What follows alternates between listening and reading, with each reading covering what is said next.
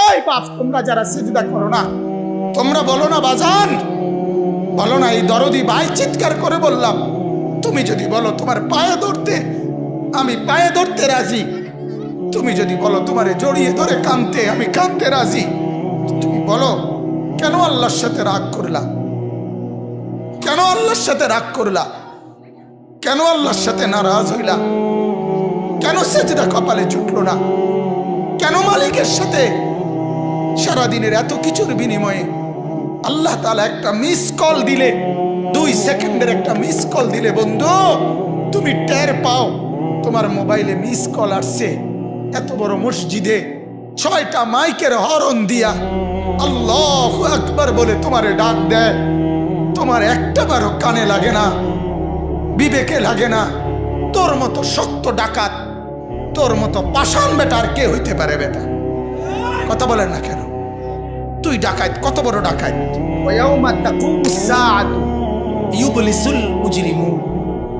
আল্লাহ তাআলা বলেন যখন হাসরের মাঠ কায়েম হবে, হাসরের মাঠ যখন কায়েম হবে, নাফরমানরা, পাপীরা, সমস্ত অপরাধীরা হাসরের মাঠের দৃশ্য এক নজর চতুর্দিক দেখার পর, অবস্থাটা উপলব্ধি করার পরে ইউবলিসুল মুজরিমুন, আল্লাহ বলে সব পাপীরা একেবারে ভেবাচেকা, একেবারে এলোমেলো, অস্থির, পেরেশান হয়ে যায়। হায়, এখন কি হবে? এখন কি হবে? হাসরের ময়দানে দাঁড়িয়ে দেখবে আল্লাহর নবী সাল্লাল্লাহু আলাইহি সাল্লাম বলেন 2টা কদম, শুধুমাত্র 2 পাও রাখা যায় যতটুকু জায়গা। আল্লাহ রাসূল সাল্লাল্লাহু আলাইহি সাল্লাম বলেন একজন মানুষ হাসরের ময়দানে শুধু এতটুকু জায়গায় বরাদ্দ পাবে। 1 সুতা ডানে বামে সামনে পিছনে আগ পিছ করতে পারবে না, 1 সেকেন্ডের জন্য বসতেও পারবে না।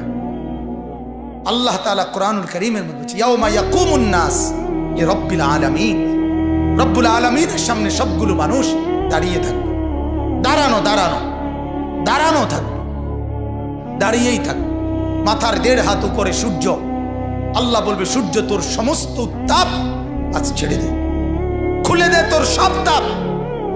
পায়ের নিচের জমিন উত্তপ্ত তামার মতো উত্তপ্ত হয়ে যাবে।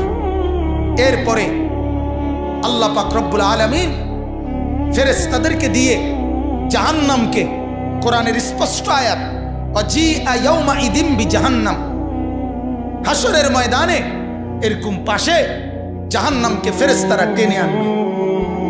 70,000 শিকল হাদিসের মধ্যে আছে জাহান্নামের মধ্যে লাগাবে। প্রতি শিকলের মধ্যে 70,000 কড়া থাকবে। কড়া, কড়া বোঝেন তো, যেটা লাগায় লাগায় কি বানায়, শিকল বানায়। 70,000 শিকল, 70,000 কড়া প্রতি শিকলে। প্রত্যেক কড়ার মধ্যে 70,000 ফেরেশতা ধরা থাকবে। তাহলে কত কোটি ফেরেশতা হিসাব বুঝছেন? 70,000 শিকল, 70,000 করে প্রত্যেক শিকলের কড়া, প্রত্যেক কড়ার মধ্যে ধরবে 70,000 ফেরেশতা। এত ভীষণ মারাত্মকের ভাবে ধরার পরেও জাহান্নাম গর্জনের সাথে ফেরেশতাদের হাত থেকে ছুটে যাবে।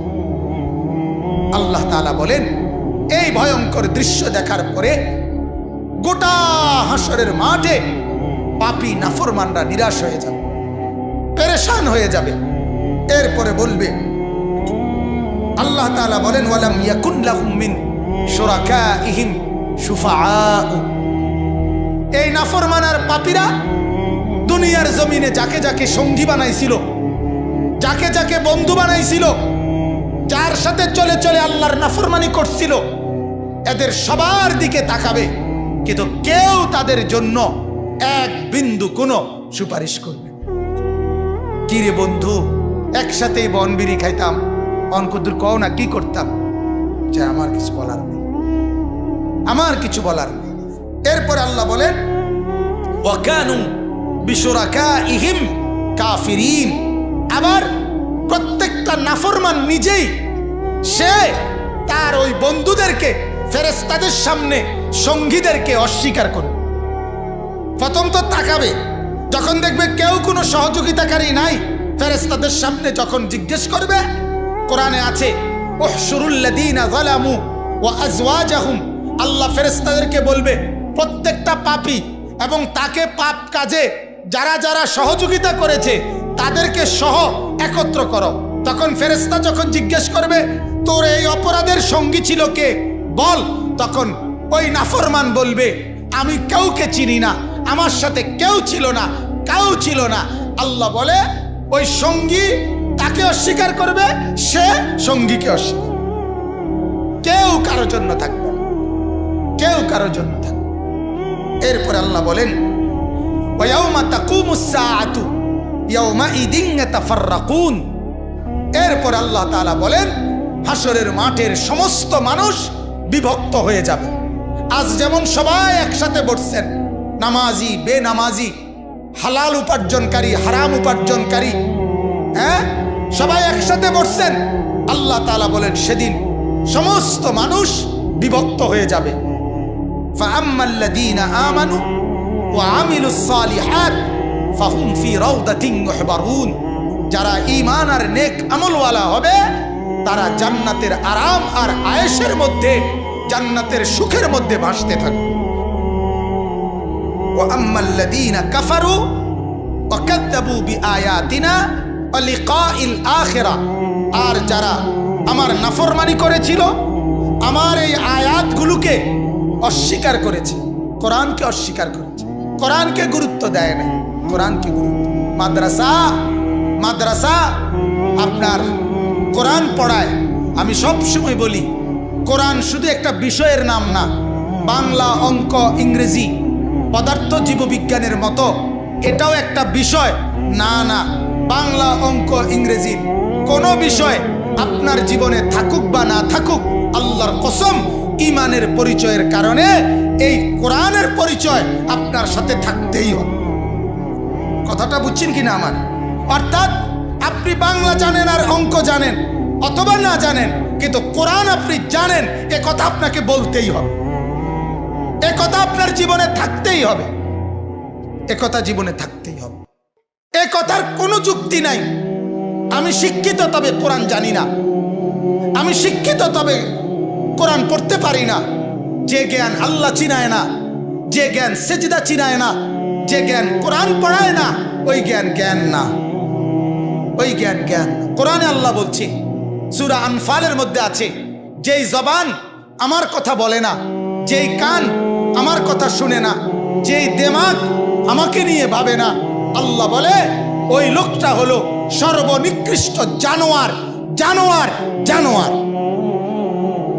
ইন্না শাররাদ দাওয়াবি ইনদাল্লাহ আস-সুম্মু আল-বুকমু আল্লাযীনা লা ইয়াকিলুন। আল্লাহ বলে সর্বনিকৃষ্ট জানোয়ার আমি আল্লাহর নিকটে সে যে আমার কথা বলে না, আমার কথা শুনে না, আমার কথা ভাবে না। কেন কোরআন বাদ দিলাম? আপনারা যারা জীবন থেকে নিজের জীবন, ছেলের জীবন, মেয়ের জীবন, স্ত্রীর জীবন থেকে যারা এই কোরআন বাদ দিলেন, কেন বাদ দিলেন? কোন যুক্তিতে বাদ দিলেন? আরেকবার বিবেককে প্রশ্ন করি, কি কারণ হইতে পারে?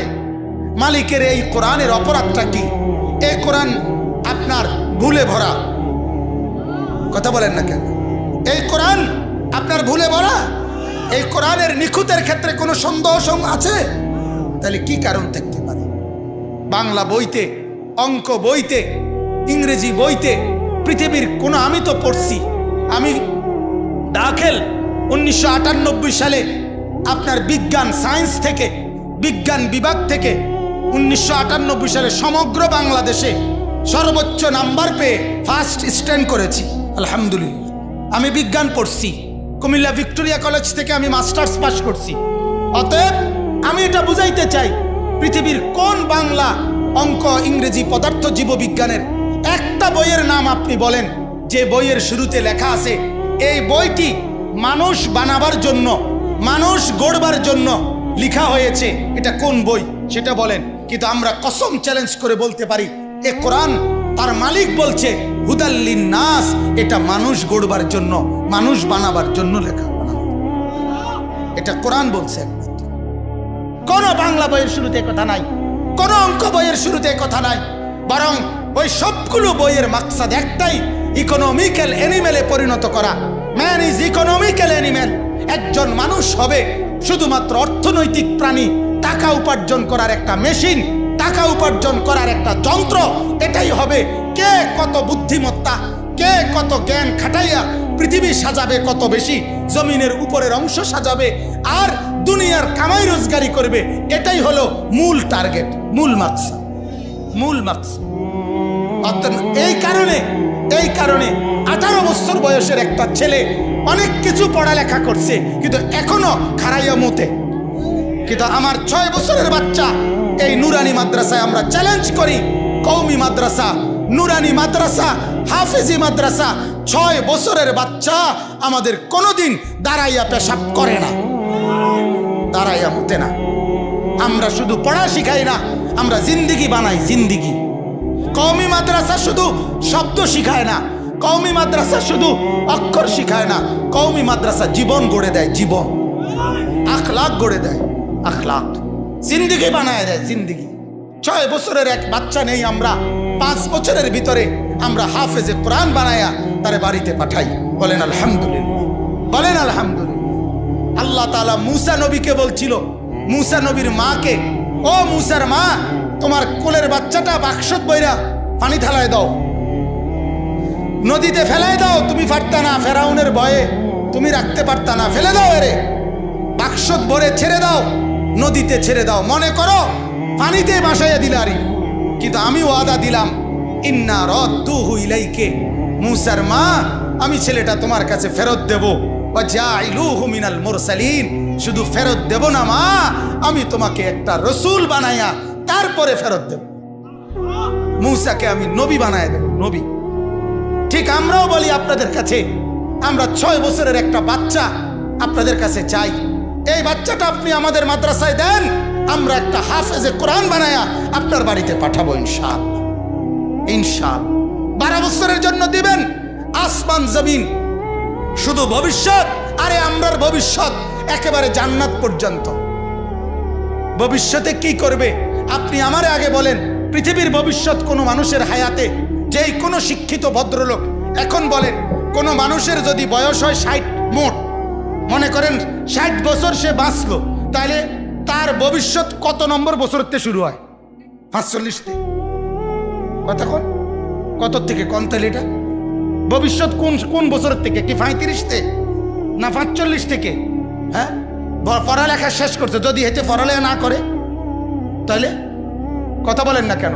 তাহলে আপনি 60 বছর রে 3 ভাগে কেমনে ভাগ করলেন? যে 60 বছরের মধ্যে প্রথম 20 বছর হলো অতীত, মাঝখানের 20 বছর হলো বর্তমান, শেষের 20 বছর হলো ভবিষ্যৎ। এটা কোন যুক্তি? আমারে বলেন না, এটা কোনো যুক্তি হলো নি? কথা বলেন না। এজন্য মানুষের হায়াত পুরাটাই বর্তমান, ভবিষ্যৎ শুধুমাত্র আখিরাত। ভবিষ্যৎ কি বলেন না? আখিরাত, আখিরাত। ওয়াল তানজুর নাফসুম মা কদ্দামাত লিগাদ। আল্লাহ বলে, আজকে তুমি ভাবো আগামীকাল কিয়ামতের জন্য তুমি কি পাঠিয়েছ। তাহলে আগামীকাল মানে ভবিষ্যৎ। আল্লাহ বলছে ভবিষ্যৎ হলো আখিরাত। ভবিষ্যৎ কি বলেন? তাহলে আমরা বাচ্চাটার বর্তমান দুনিয়াটাও দেখি, আমরা বাচ্চার ভবিষ্যৎ আখিরাত, জান্নাত পর্যন্ত পৌঁছবার সবক আমরা তারে শিখাই। বলেন আলহামদুলিল্লাহ, বলেন আলহামদুলিল্লাহ। অতএব শেষ কথা এটাই, আল্লাহ বলেন, ওয়া আম্মাল্লাযীনা কাফারু ওয়া কাযযাবু বিআয়াতিনা, যারা তোমরা কুফরি করছো, যারা আমার আয়াত অস্বীকার করছো, ছেড়ে দিচ্ছ, ওয়া লিকাইল আখিরা, আখিরাতের সাক্ষাৎ, পরকালের সাক্ষাৎ ভুলে যাচ্ছ, আল্লাহ বলেন, ফাউলাইকা ফিল আযাবি মুহদারুন, তোমরা অবশ্যই জাহান্নামের আযাবের মধ্যেই অংশগ্রহণ করো। শেষ আয়াত আল্লাহ বলে, ফাসুবহানাল্লাহি হিনা তুমসুনা ওয়া হিনা তুসবিহুন। অতএব হে আমার বান্দা, সকালেও সন্ধ্যায়ও আমার তাসবিহ, আমাকেই ভাবো, আমাকেই ডাকো, আমাকেই ডাকো। এরপর আল্লাহ বলছে, ওয়ালাহুল হামদু ফিস সামাওয়াতি ওয়াল আরদ, আসমান আর জমিনের যেখানের যত সৌন্দর্য, যেখানের যত কিছু, সব কিছুর জন্য প্রশংসা পাওয়ার যোগ্য শুধুই আমি। কথা বলেন, কে? আল্লাহ। আল্লাহ। ওয়া আশিয়ান ওয়া হিনা তুযহিরুন, আল্লাহ বলে বিকাল বেলা আমাকেই ডাকো, ওয়াহিনা তুজহিরুন, 2 প্রহরে দুপুর বেলা আমাকেই ডাকো। আল্লাহ বলে বান্দা শুধু আমাকেই ভাবো, আমাকেই ডাকো, আমার সাথে সম্পর্ক গড়ো। কাজেই মুসলমান, আপনার যে সন্তান ফজরের নামাজের সেজদা কপালে জোটে না, আমি বললাম, আমার নাম আনিসুর রহমান, আমি চ্যালেঞ্জ করলাম, আপনার যেই ছেলে ফজরের নামাজ পড়ে না, মেয়ে ফজরের নামাজ পড়ে না, এ ভদ্র না, ভদ্র নয়, ভদ্র নয়, অসভ্য, অসভ্য, অসভ্য।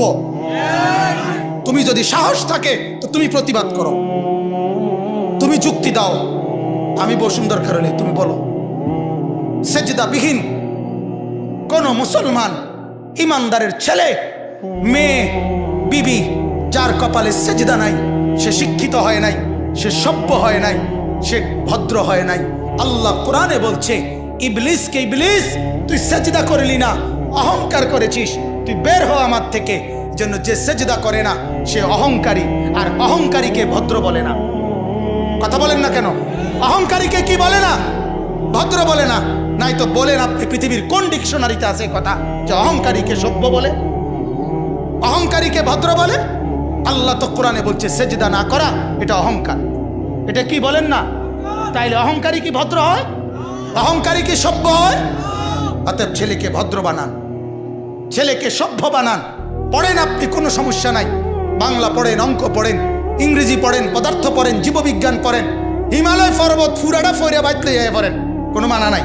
আটলান্টিক মহাসাগর পইরা বাইতে নালান, কোনো আপত্তি নাই। কিন্তু কোরআন বাদ দিলেন কেন? সেজদা বাদ দিলেন কেন? গোলামি বাদ দিলেন কেন? বন্দিগি বাদ দিলেন কেন? আল্লাহকে ছেড়ে দিলেন কেন? আল্লাহর সাথে দুশ্মনী কেন? যে ছেলেটা সারাদিন একটা ওয়াক্ত নামাজ পড়ে না, যে বিবি একটা ওয়াক্ত নামাজ পড়ে না, যে মেয়েটা পর্দা করে না, তারে জিজ্ঞাসা করেন না যে মা সবার সাথে সম্পর্ক বজায় রাখো, মালিকের সাথে কেন দুশ্মনী? আল্লাহর লগে কি নারাজি হইলা? আল্লাহর সাথে কি দুশ্মনী? আল্লাহর লগে কেন রাগ করলা? কেন রাগ করলা? এই বাপ, তোমরা যারা সেজদা করো না, তোমরা বলো না বাজান, বলো না, এই দরদি ভাই চিৎকার করে বললাম, তুমি যদি বলো তোমার পায়ে ধরতে, আমি পায়ে ধরতে রাজি। তুমি যদি বলো তোমারে জড়িয়ে ধরে কাঁদতে, আমি কাঁদতে রাজি। তুমি বলো কেন আল্লাহর সাথে রাগ করলা? কেন আল্লাহর সাথে রাগ করলা? কেন আল্লাহর সাথে নারাজ হইলা? কেন সেজদা কপালে জুটলো না? কেন মালিকের সাথে সারাদিনের এত কিছুর বিনিময়ে আল্লাহ তাআলা একটা মিস কল দিলে, 2 সেকেন্ডের একটা মিস কল দিলে বন্ধু তুমি টের পাও তোমার মোবাইলে মিস কল আসছে। এত বড় মসজিদে 6টা মাইকের হরন দিয়া আল্লাহু আকবার বলে তোমারে ডাক দেয়, তোমার একটাবারও কানে লাগে না, বিবেকে লাগে না। তোর মতো সত্য ডাকাত, তোর মতো পাষাণ বেটা আর কে হইতে পারে? বেটা কথা বলেন না কেন? তুই ডাকাত, কত বড় ডাকাত! হ্যাঁ, এজন্য ইনশাআল্লাহ আল্লাহকে রাজি করব। বলেন ইনশাআল্লাহ।